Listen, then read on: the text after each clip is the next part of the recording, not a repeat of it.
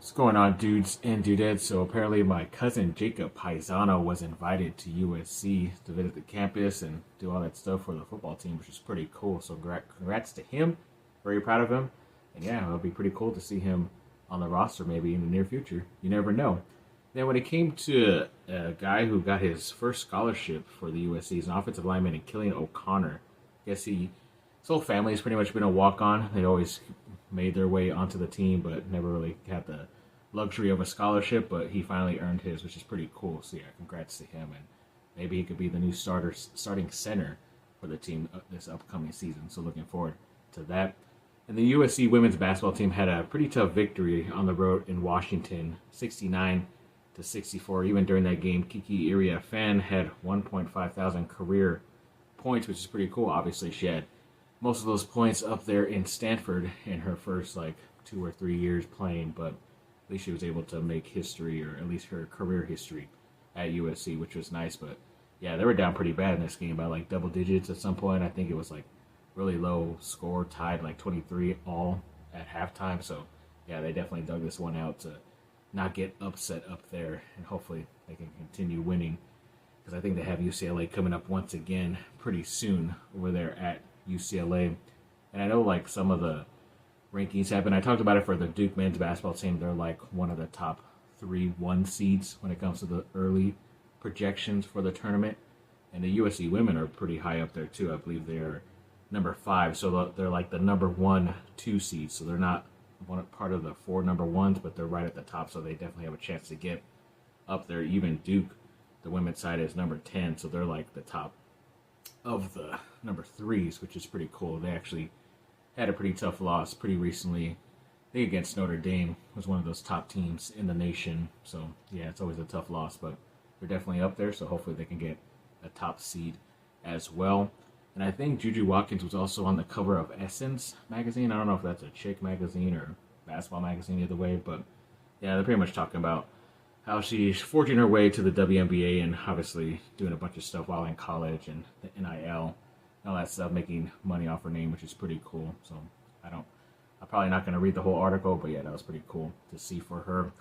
And then she's also named the Big Ten Player of the Week, obviously very fitting for the type of game she had against UCLA, making that history. And it's crazy that nobody in NBA, WNBA, Division 1 or 2 college has ever had that stat line that she had.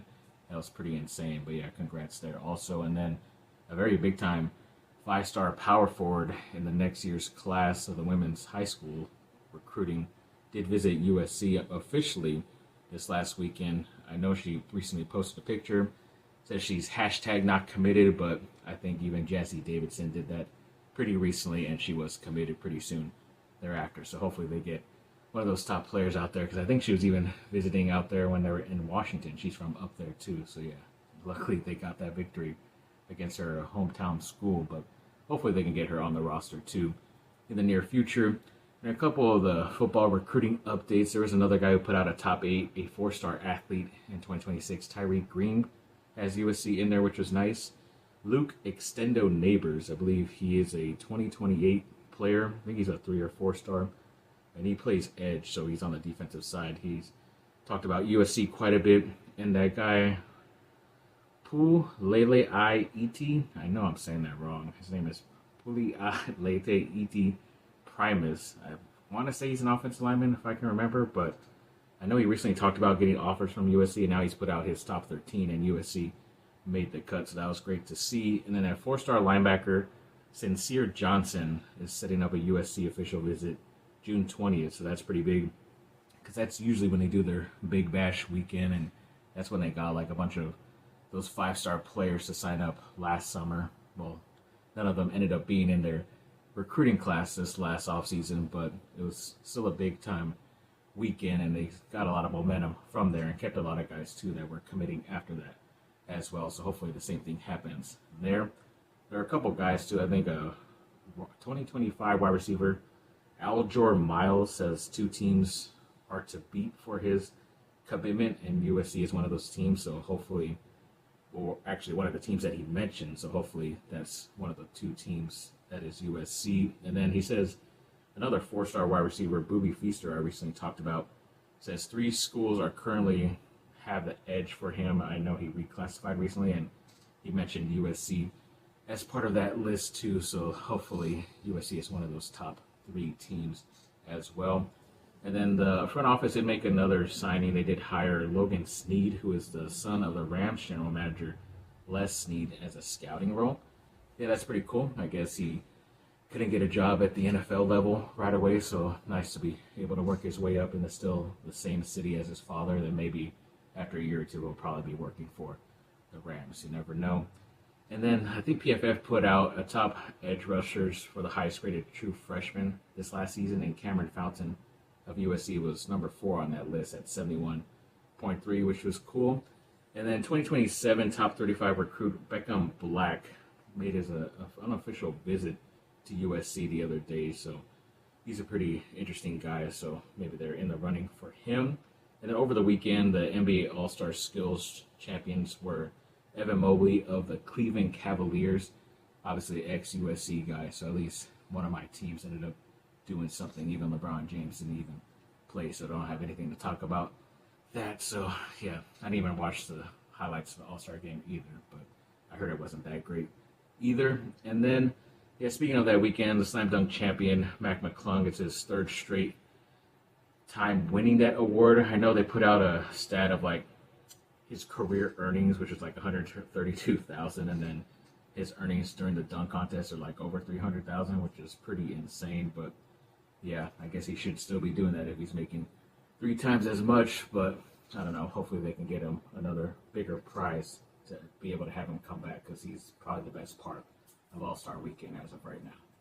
And to finish this video off, yes, the men's baseball team did finish out that series with George Washington, got that next game victory 9-8, then also finished off a 3-0 victory weekend 7-5 in the next game too. So congrats to them. 3-0. They should be starting the season. And then the track and field team did sign Kaylin Head, who does the hurdles at 100 meters and 300 meters. They also signed Oluwatosin Awale, who does mid-distance at 800 meters and 400 meters. A recent school record was broken with Johnny Brackens Jr. for the 60-meter hurdles in what looks like 7.49 seconds. Moritz Wesseman has broke a record in the men's 3-meter diving with 4:65.20. Another school record was broken with J.C. Stevenson in the 60 meters at 6.50. Another freshman record by Ashley Erasmus with a shot put at 55 and 9.25. And then I think it was the women's tennis team. They have the number 2 recruiting class in the Big Ten, which is pretty cool, and then number 5 in the total top 25. That's pretty good for them. Then a freshman record was made in track and field also with Phelan Lotz in the pentathlon with 37 and 89 points. And with all those recent victories and school records breaking, their ranking is now at number 1, which is really great, so congrats to them. And they also recently signed Jackson Morris, who does the long jump at 24 and 10.5, so is that like 24 feet maybe? Or no, that'd be impossible. So I don't know what the meters calibration is, but now there is a new NCAA leader in J.C. Stevenson, who does the 60 meters in 6.5 seconds and the long jump at 8.17 meters. He's the only athlete to lead the nation in 2 different events, which is really awesome. So congrats to him. And then the women's lacrosse team is now 2-0 after their victory against Colorado 15-6 the other day. So congrats to those ladies starting off the season strong. The men's baseball team is 3-0 also. And I should be talking about the women's softball team at USC, like I always said, but they still have not made any footing on that. I need to get to like a State of the Union or whatever they call it, and try to get out there and try to push for a softball team at USC, because I think they could be definitely dominant. I know UCLA and Oklahoma, they're some of the top schools out there when it comes to softball, and a lot of those California girls go to those schools too, so trying to get them out here. I know a lot of talented California ladies went to the Duke softball team, which is, I think, why they've been having some really good seasons pretty recently, but gotta keep them home, and I think they'd be pretty beneficial in my opinion. But either way, we'll see if it ends up happening in the near future. So thanks for watching, people. Like and subscribe. Comment down below. Let me know what y'all think. Have a great rest of your day. Bye. Fight on.